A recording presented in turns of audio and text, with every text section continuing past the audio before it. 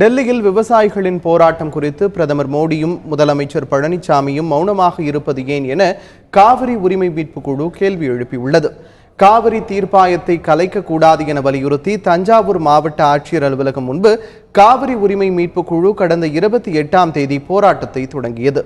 இந்த நிலையில் 13வது நாளான இன்று போராட்டத்தில் பங்கேற்று பேசிய காவிரி உரிமை மீட்பு குழுவின் ஒருங்கிணைப்பாளர் பே மணியரசன், டெல்லியில் விவசாயிகள் நடத்தி வரும் போராட்டம் குறித்து பிரதமர் மோடியும் முதலமைச்சர் பழனிசாமியும் மௌனமாக இருப்பது ஏன் என கேள்வி எழுப்பினார்.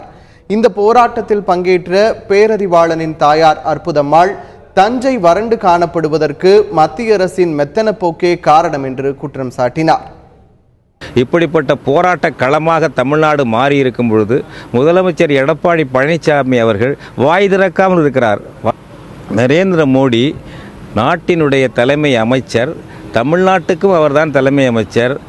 ஏன் இது பற்றி 8 கோடி மக்களுடைய பதற்றத்தை தணிக்க, நம்பிக்கை ஊட்ட ஒரு சொல் கூட சொல்லாமல் கவனிக்காமல் இருக்கிறார்கள். தஞ்சையில் யானை கட்டி போரடித்த ஊருன்னு நாம் எவ்வளோ வரலாறுல பெருமையாலாம் பேசியிருக்கோம்.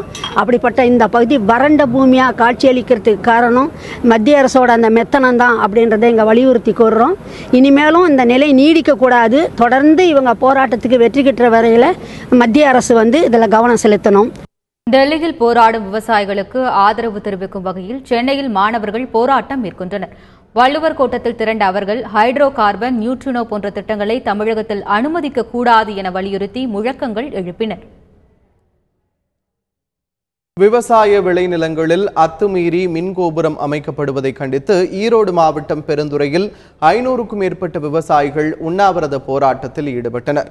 இந்த போராட்டத்தில் திமுக, பாமக, கொங்கு நாடு மக்கள் தேசிய கட்சி உள்ளிட்ட பல்வேறு கட்சியினரும் பங்கேற்றனர். விவசாய நிலங்களில் மின்கோபுரம் அமைத்தால் விவசாயிகள் நிலங்களை இழக்கும் நிலை ஏற்படும் என போராட்டக்காரர்கள் வலியுறுத்தினர்.